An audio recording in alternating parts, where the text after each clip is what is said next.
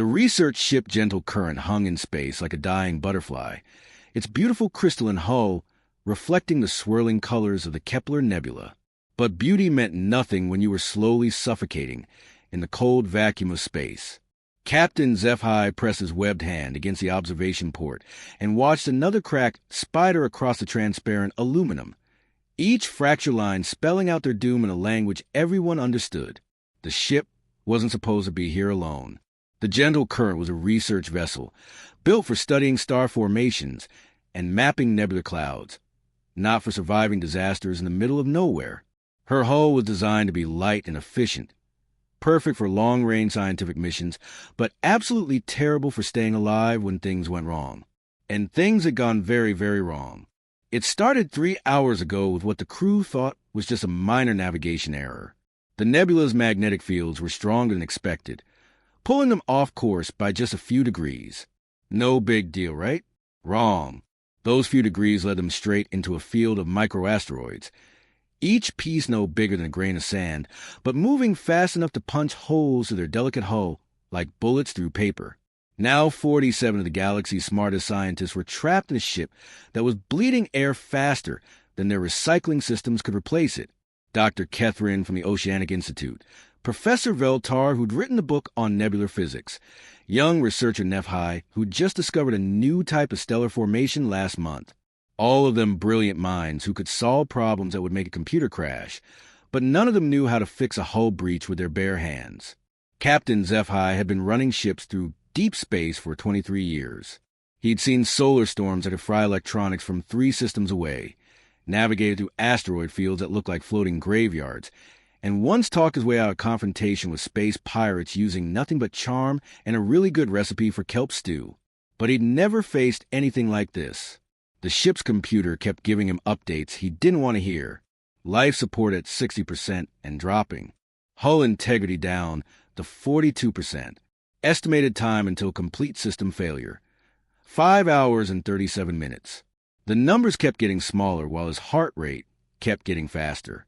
His webbed fingers shook as he activated the emergency beacon. This wasn't just any distress call. This was a formal request for military assistance, complete with cultural authentication codes that proved they were legitimate members of the Aquatic Confederation. The message was written in the flowing, elegant script of his people, each symbol carefully chosen to convey not just their desperate situation, but also their identity as peaceful researchers who deserve protection.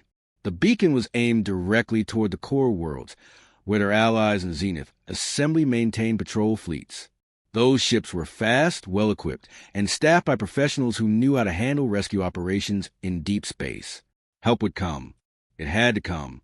The Aquatic Confederation and the Zenith Assembly had been friends for over 200 years, bound by treaties and mutual respect that went deeper than politics. But as HFY watched the transmission indicator blink green, confirming his message was away, he couldn't shake a growing fear. The Zenith patrol ships were 3 days out at best, maybe 4 they had to navigate around the nebula's worst magnetic storms. His people had 6 hours, maybe 7 if they shut down non-essential systems and asked everyone to breathe very, very slowly. What Captain HFY couldn't see were the massive solar storms raging just outside the nebula's edge. Cosmic winds that could bend space itself were grabbing his carefully aimed transmission and scattering it like leaves in a hurricane. His desperate plea for help, meant for the ears of trained military professionals, was racing away in 17 different directions towards star systems he'd never heard of. Some of those signal fragments would reach empty space and fade into nothing. Others would bounce off planetary atmospheres or get absorbed by gas giants. But a few, just a few, would find their way to ships with crews crazy enough to change course when they heard strangers calling for help. Ships crewed by beings who'd never heard of the Aquatic Confederation or the Zenith Assembly, but who understood one universal truth. When someone's in trouble, you help them, no matter who they are or where they come from. The rescue was coming, just not from where anyone expected. Captain Beth Russo had been hauling cargo through the Outer Rim for 12 years, and she'd learned that space had 2 kinds of sounds: the normal hum of a ship that's working right and everything else. Right now, her communications array was giving her everything else. Static filled the bridge of the Iron Belly like an angry swarm of electronic bees, crackling and popping through frequencies that should have been empty. The Iron Belly wasn't winning any beauty contests. Her hull was a patchwork of welded repairs, each scar telling the story of another close call in the unforgiving void between stars. Rust stains ran down her sides like tears, and her paint job had given up years ago. But what she lacked in looks, she made up for in heart. This old cargo hauler had been Beth's home for the past 5 years, and her crew knew every bolt, wire, and jury-rig system that kept them flying. Beth was nursing her third cup of coffee when the static started changing. It wasn't random noise anymore. There was a pattern hiding in the chaos, something that made her sit up straighter in her captain's chair. The ship's AI translator had been working on the signal for 20 minutes, running it through every language database they had. Most of the time, these random transmissions turned out to be nothing important. Old broadcasts bouncing off asteroid fields, automated beacons from derelict ships, or just cosmic background noise that fooled the computers into thinking they'd found something meaningful. But this felt different. "Skip, you need to hear this." Dale called out from engineering station. He was a big guy with grease under his fingernails and worry lines around his eyes, the kind of engineer who could fix anything with spare parts and stubbornness. Right now, those worry lines were deeper than usual. Beth walked over to the station, coffee mug still in hand. "What V you got for me, Dale?" The computer finally cracked that signal we've been picking up. "It's not human, but..." He paused, reading the translation again like he couldn't believe it. "Skip, it's a distress call. 47 people trapped on a ship that's falling apart. Life support failing. They got maybe 6 hours before." He didn't need to finish the sentence. Beth felt her coffee go cold in her hands. 6 hours. She looked at the navigation display, calculating distances and jump times in her head. The signal was coming from the Kepler Nebula, a swirling mass of gas and dust that most shipping companies marked as off-limits. Too many magnetic storms, too many navigation hazards, too easy to get lost and never find your way out. "How far?" she asked, already knowing she wouldn't like the answer. 6 hours if we burn the engines hard and everything goes perfect," Dale replied. "But Skip, we're not a rescue ship. We don't have medical equipment, breathing apparatus for aliens, or even basic life support gear for 47 extra people. Hell, we don't even know what these aliens breathe." From across the bridge, her pilot Ivy looked up from her console. She was young, maybe 25, with the kind of confidence that came from being really good at something important. "The engines can handle it," she said quietly. "I can push us harder than the manual says. Won't be comfortable, but we'll get there." Dale shook his head. "And then what?" "We show up to disaster with a cargo ship full of mining equipment and spare parts. We're not equipped for this kind of operation, Beth. We could get everyone killed, including ourselves." Beth stared at the signal data, scrolling across Dale's screen. 47 lives. 47 beings who were probably sitting in the dark right now, watching their air recyclers fail, and their hull breach detectors scream warnings they couldn't fix. They'd sent out a cry for help into the vast emptiness of space, probably hoping their military friends would hear them. Instead, they reached an old cargo hauler crew who had no business attempting a rescue operation. But that was the thing about emergencies. They didn't care if you were ready for them or not. "Wake everybody up," Beth said, setting her coffee mug down with more force than necessary. "Get Rex and Owen suited up for EVA work. Tell them to break out the plasma cutters and anything else that might punch through alien hull material. And Ivy, start plotting our jump. I want us moving in 10 minutes. Dale stared at her. "Beth, this is crazy. We don't know what we're flying into." "Maybe," Beth replied, already heading for her quarters to grab her emergency gear. "But those people don't have time for us to be smart about this. They need help now, and we're the only ones close enough to give it to them." The Iron Belly might not look like much, but she was crewed by humans who understood one simple truth. When someone calls for help, you answer, even if you're not sure how. The Iron Belly dropped out of hyperspace with a violent shudder that rattled every loose bolt in her frame. Beth felt her stomach lurch as the ship's artificial gravity struggled to compensate for the sudden transition back into normal space. But the moment she saw what was waiting for them in the Kepler Nebula, All thoughts of motion sickness disappeared. The gentle current looked like something an artist had dreamed up after too much wine and not enough reality. Her hull was made of some kind of crystalline material that caught and bent the nebula's swirling lights, creating patterns that shifted and danced across her surface like living rainbows. She was beautiful in a way that took your breath away, and terrifying because you could see she was dying. Atmosphere was streaming out of at least a dozen hull breaches, each one creating a glittering trail of frozen air that sparkled in the nebula's glow. The alien ship's engines, which looked more like captured stars than anything mechanical, were flickering on and off like candles in a windstorm. Every few seconds, another section of that gorgeous crystalline hull would crack with a sound Beth could feel through her own ship's frame. "Holy hell," whispered Ivy from the pilot's seat. "It's like watching a cathedral collapse in slow motion." Beth grabbed the ship-wide comm. "All hands. This is the captain. We've got maybe 2 hours before that ship comes apart completely. I need everyone suited up and ready for EVA work in 5 minutes. This is not a drill, and we're not getting a second chance at this." Rex and Owen were already moving before she finished talking. Rex was the kind of guy who'd volunteer for the most dangerous salvage jobs in the Outer Rim before joining Beth's crew, and Owen had learned to weld in zero gravity, when most kids were still learning to ride bikes. They knew how to work fast when lives were on the line.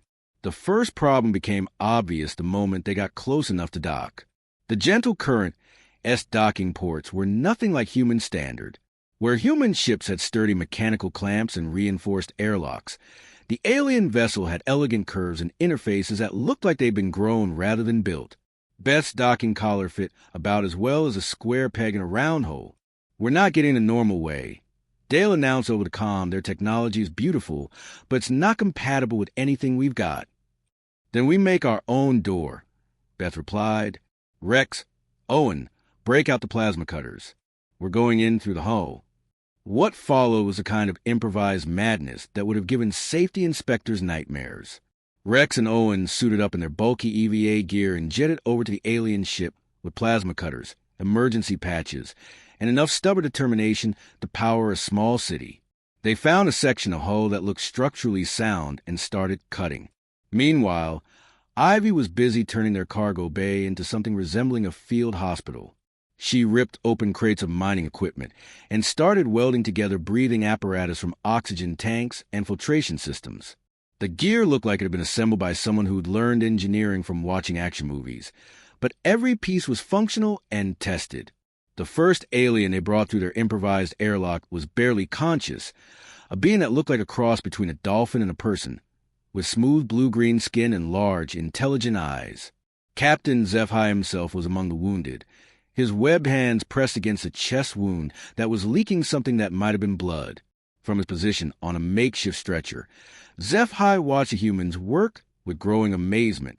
These beings moved through hard vacuum like they'd been born to it, their bulky suits and primitive-looking equipment somehow more effective than the sophisticated rescue gear he was used to. When another section of his ship's hull gave way with a sound like breaking crystal, the humans didn't panic or stop to reassess their plan. They just worked faster. Owen was back outside in seconds, slapping emergency patches over the new breach, while Rex continued cutting evacuation routes. Beth herself had suited up and was forming human chains to carry the wounded researchers through the improvised airlocks, her crew passing alien scientists from hand to hand, like they were handling precious cargo. "How are they doing this?" whispered Dr. Catherine, one of the researchers who was still conscious enough to watch the rescue operation. "Their equipment looks so basic, but they're accomplishing more in minutes than our rescue protocols say should take hours." Zephi managed a weak smile. "I think," he said, watching Beth carry another wounded researcher to safety, "we've discovered something important about these humans. They don't rescue people because they have the right equipment. They rescue people because they decide to, and then they figure out how to make it work." Outside, another section of crystalline hull cracked and began venting atmosphere. But this time, there were humans there to patch it, seal it, and keep working until every last soul was safe. The Zenith Assembly Rescue Fleet dropped out of hyperspace with the kind of precision that made other species jealous. 3 ships materiating in perfect formation, their hulls gleaming like polished mirrors against the swirling colors of the nebula. These weren't cargo haulers held together with hope and spare parts. These were purpose-built rescue vessels, each one worth more than most planetary defense budgets. Commander Veltar stood on the bridge of the lead ship, watching his tactical display update with scanner readings from the disaster site. He'd been expecting the worst. Distress calls from the Kepler Nebula usually meant one thing: recovery mission, not rescue. The nebula's magnetic storms and hidden dangers had claimed dozens of ships over the years, leaving nothing but scattered debris and unanswered questions. But what his scanners were showing him didn't make sense. Commander called out his tactical officer, a young Zenith named Krelhan who'd never seen anything like this in 3 years of rescue operations. "We're reading 2 ships, not 1. The general current is intact, sir. Damaged, but intact. And there's another vessel alongside her." Veltar moved closer to the display, his elongated features creasing in confusion. The gentle current should have been a debris field by now. Their calculations had been very clear. 6 hours maximum before complete hull failure. It had taken them nearly 8 hours to reach this location, fighting through magnetic storms that had delayed their jump sequence twice. "What's the other ship?" he asked. "Unknown configuration, Commander. The computer can't match it to any vessel in our databases. It appears to be primitive, significant wear and damage to the hull. But, sir, I'm reading life signs aboard both ships. Lots of them." That was impossible. Veltar had run rescue operations in deep space for 15 years. He'd seen what happened when ships died slowly in the void: hull breaches, atmosphere loss, life support failure. By the time rescue arrived, you were usually collecting bodies, not survivors. But his scanners were clearly showing 47 aquatic life signs aboard the unknown vessel, all stable, all alive. "Open a channel to both ships," he ordered. "This is Commander Veltar of the Zenith, Assembly Rescue Fleet. Please respond."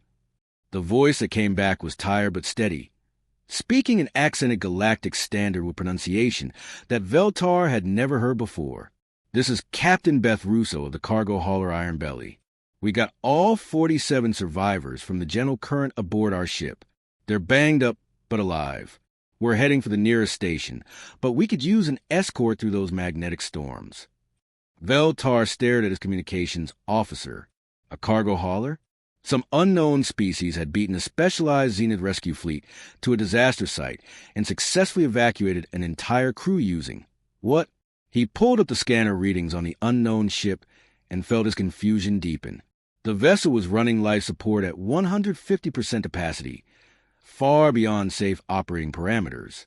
Her hull showed signs of recent welding and improvised repairs. And somehow, impossibly, everyone was alive. Asterisk Iron Belly asterisk. This is Commander Veltar. Transfer the survivors immediately.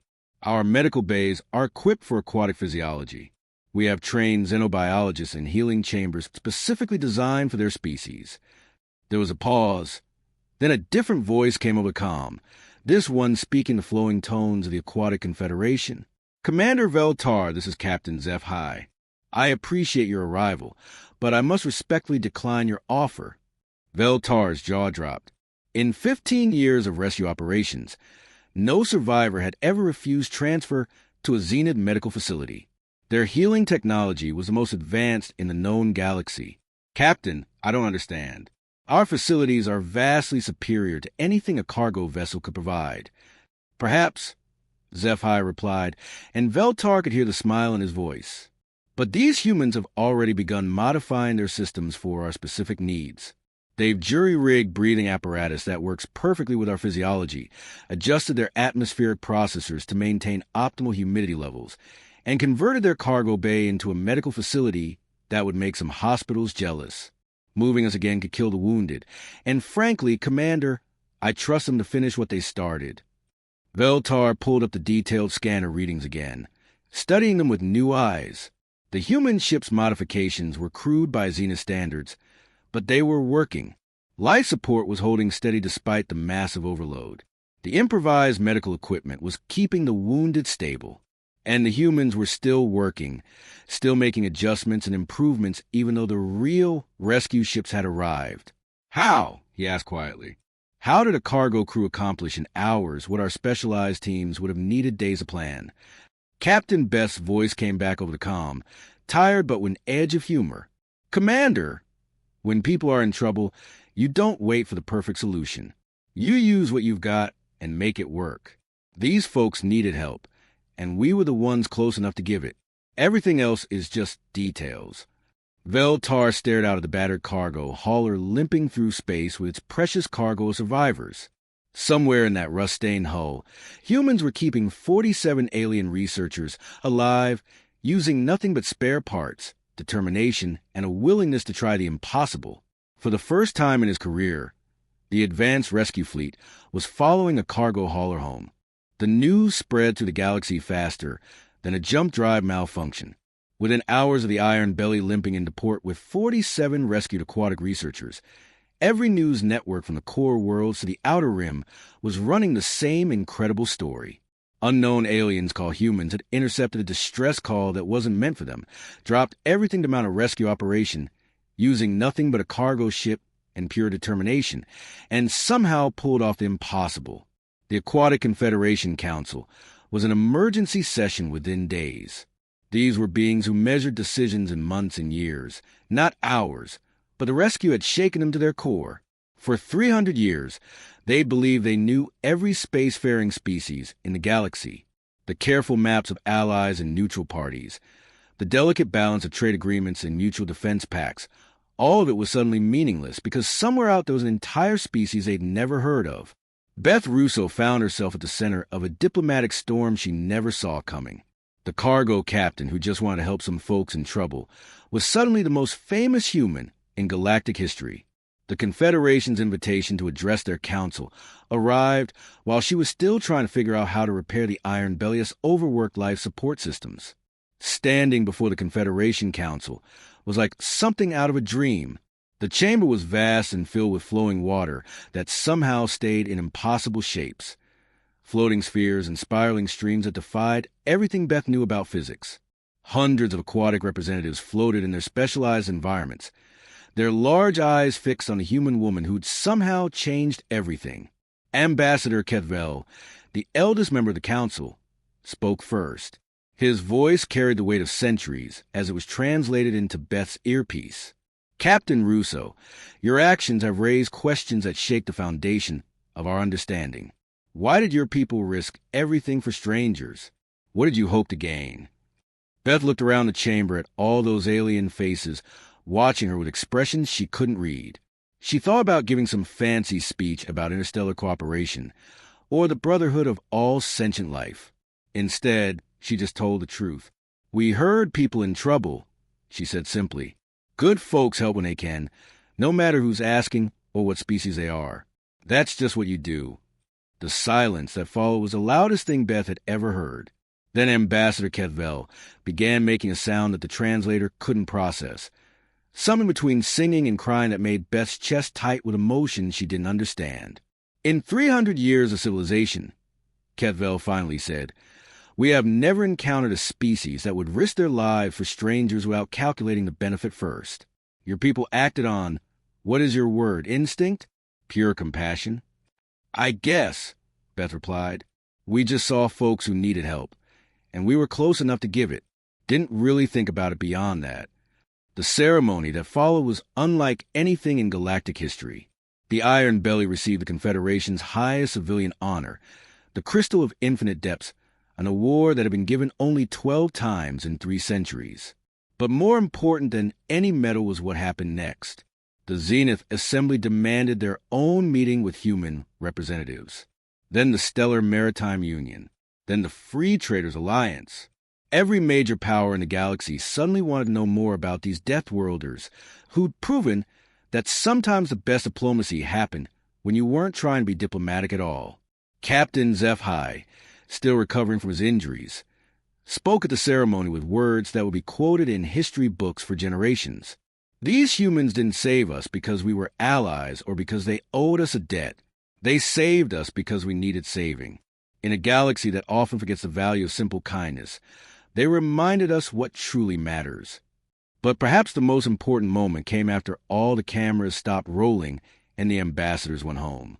Beth stood on the observation deck of the Confederation's orbital station. Looking out at stars she was just beginning to understand. Dale found her there, still wearing his dress uniform and looking uncomfortable in anything that didn't have grease stains. "Penny for your thoughts, Skip," he said. Beth smiled, watching cargo ships and passenger liners move between the stars like tiny fireflies. Somewhere out there in that vast darkness, another distress call was probably bouncing through space, waiting for someone to pick it up. Maybe it would reach a military patrol or a professional rescue team. But maybe, just maybe, it would find its way to another cargo hauler with a crew crazy enough to change course when strangers needed help. "Just thinking," she said, "we got a pretty big galaxy to explore, Dale, and something tells me this is just the beginning." Behind them, the Iron Belly sat in the repair bay, her hull patched and her systems upgraded with the finest technology the Confederation could provide. She looked better than she had in years, but she was still the same stubborn cargo hauler that had answered a call for help when it mattered most. And when the next call came, she'd be ready to answer